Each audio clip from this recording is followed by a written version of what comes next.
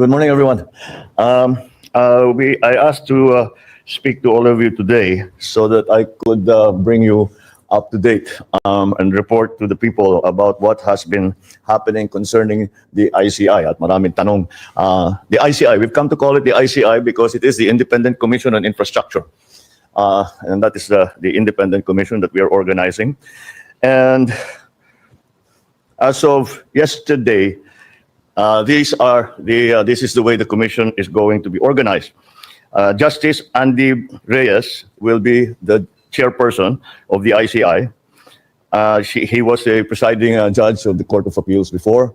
He has been a jurist for a very, very long time with a very good record of honesty and fairness, and a good record of being able to find justice for those who have been victimized. And together with him are, of course, Babe Singson, who I think is familiar to everyone as the former DPWH secretary. But beyond that, he has always been working in terms of the infrastructure. And as a former DPWH secretary, he has a good idea of, shall we say, where the bodies are buried. So that will give us immediately a advantage when we're doing this, when the commission is doing its investigation. And of course, the last member is Rosana Fajardo, who is the country managing partner of SGV & Co.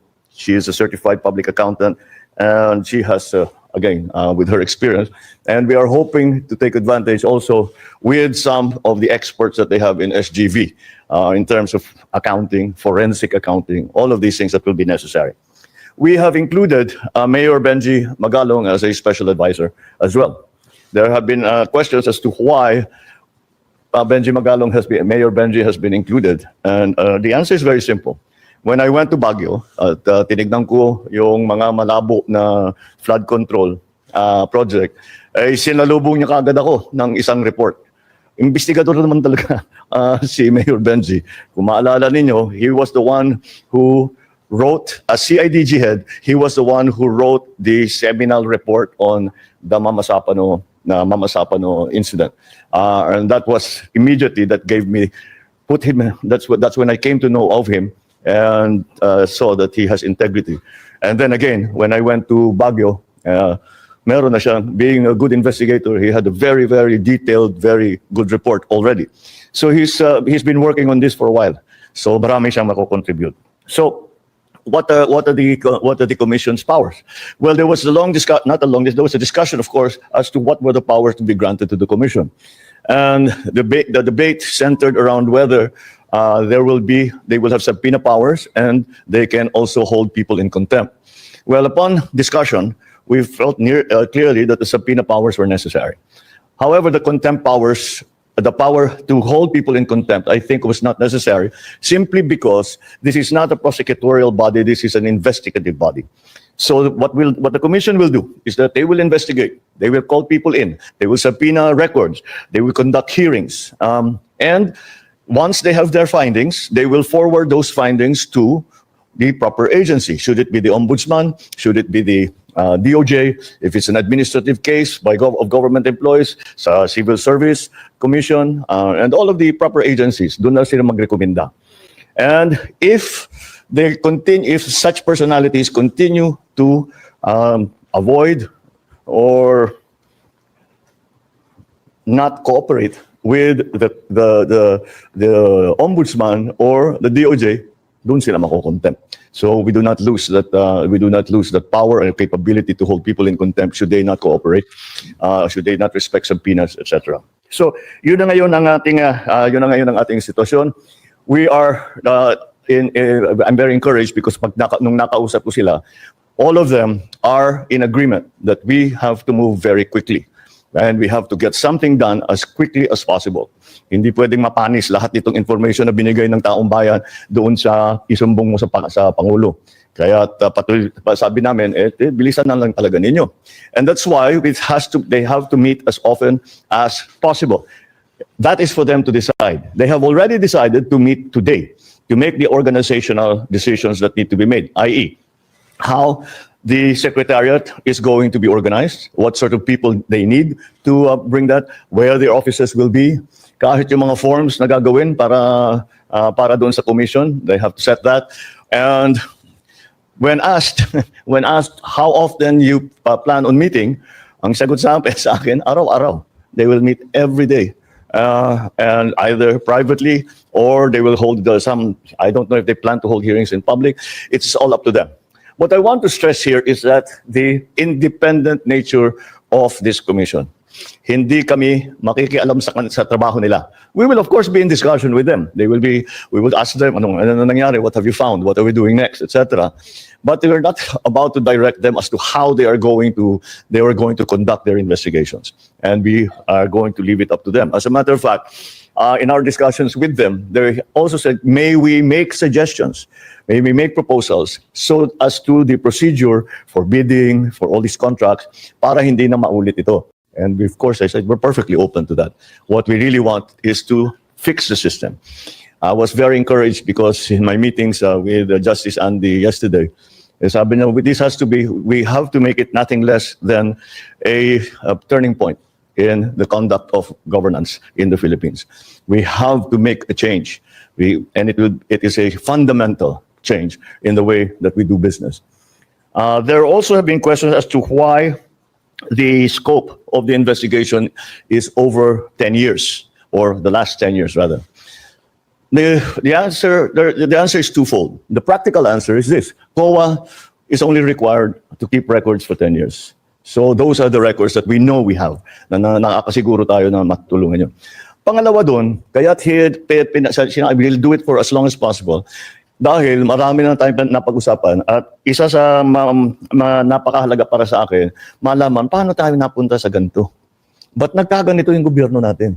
Paano nangyari ito yung ganito yung naging bidding? Paano nangyari na ganito ang naging pagbigay ng kontrata? How did this evolve? Dahil nung experience ko sa local government, experience ko sa legislature, hindi naman ganito.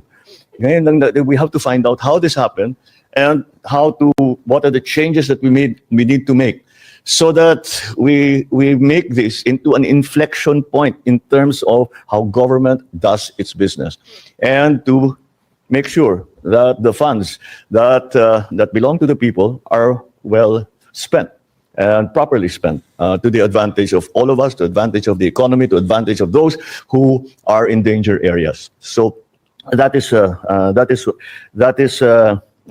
why the 10-year period. Those are the two reasons, basically, why the 10-year period was specified.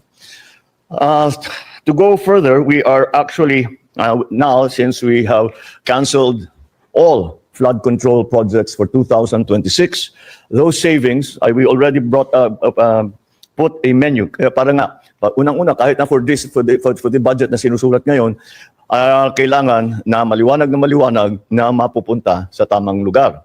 And so we have made a menu for our legislators to follow and say that all insertions, all changes made can only be made to the benefit of these agencies here. We'll give you this. You can take a picture now, but we will give you a proper image. And they basically cover education, agriculture, health, housing, infra, ICT, labor, social, energy. Pero ibang nature nito. So that is the first step that we are taking.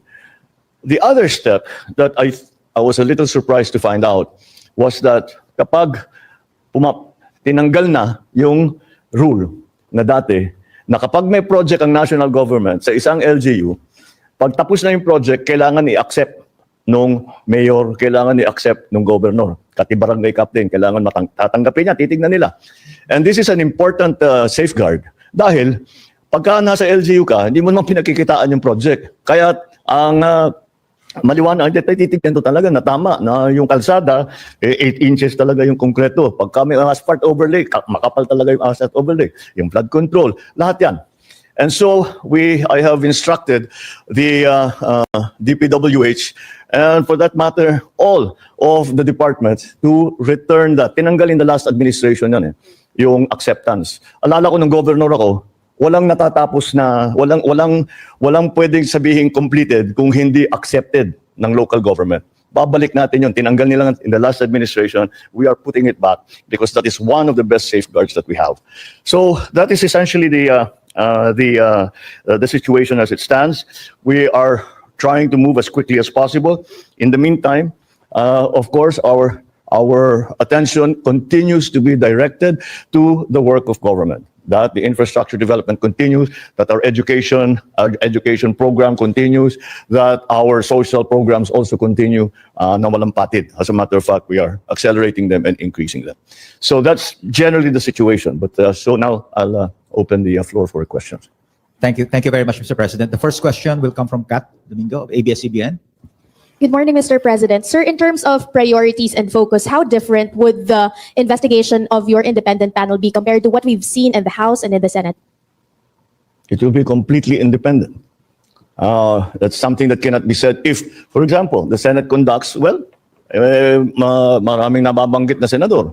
If the House conducts the investigation, marami ring nababanggit na congressman.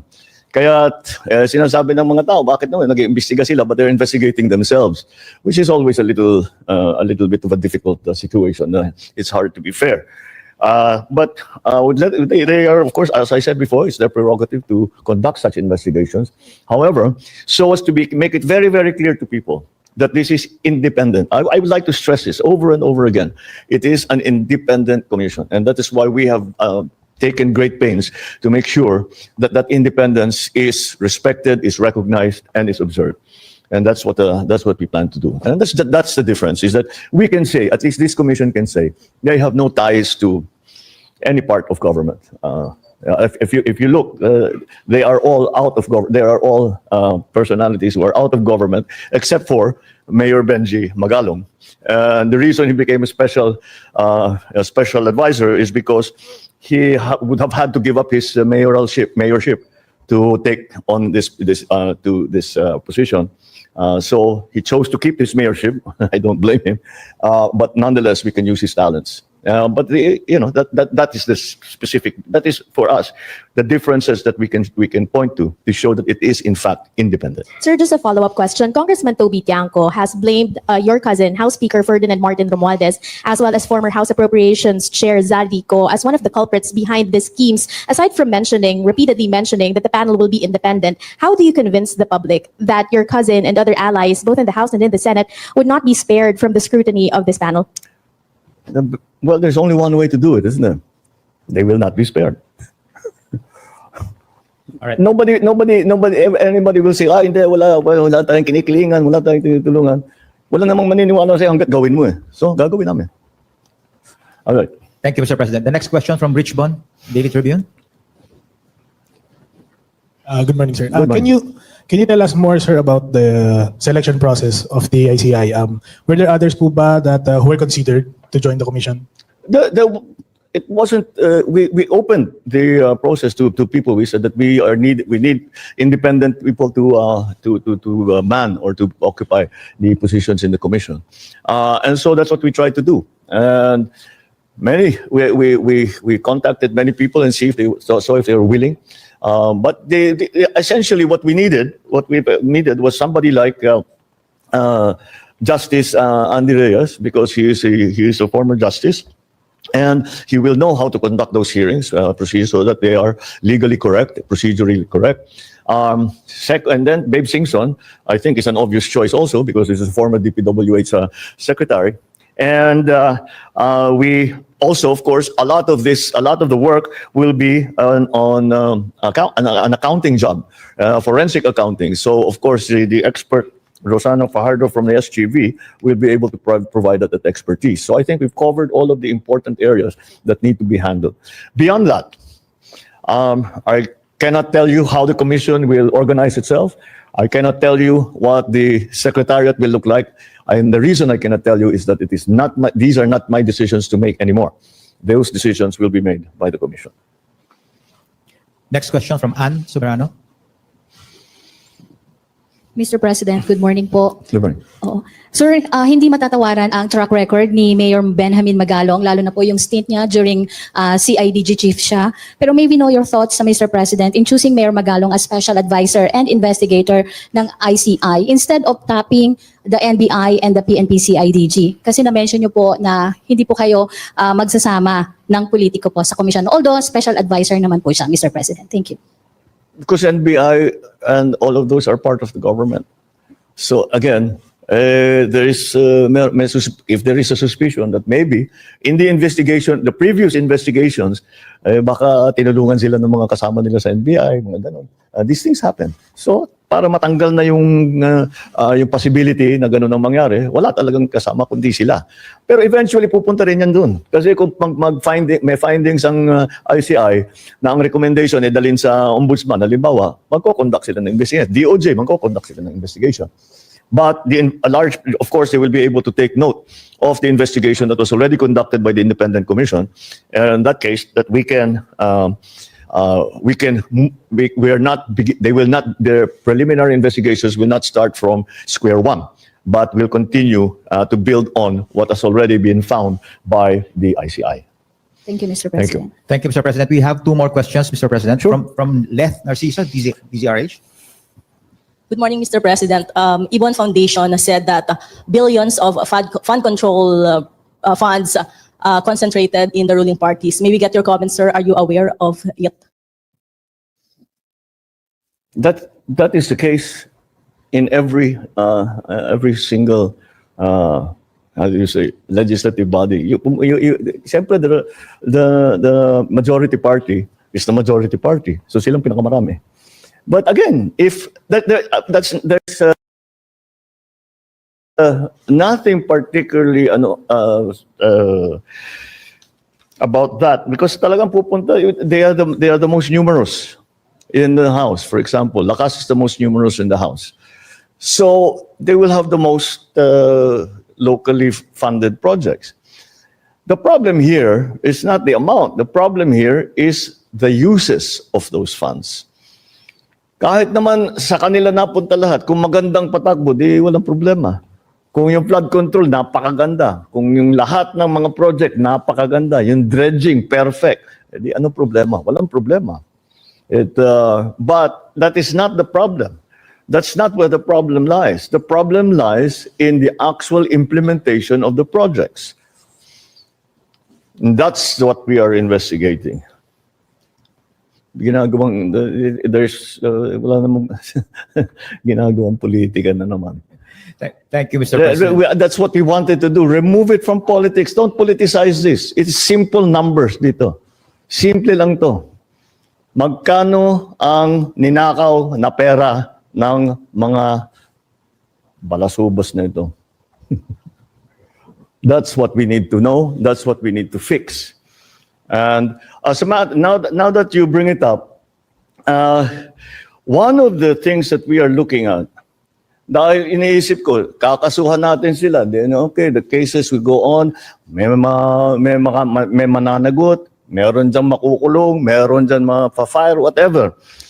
Para sa akin, kailangan buuhin nila yung project. Dahil, kung titignan ninyo, may warranty lahat yung project na yan. Kahit sinabi nilang completed, pag na-discover na hindi tama ang pagkagawa, they still have to respect, they still have to honor the warranty that they have given us to complete the project properly.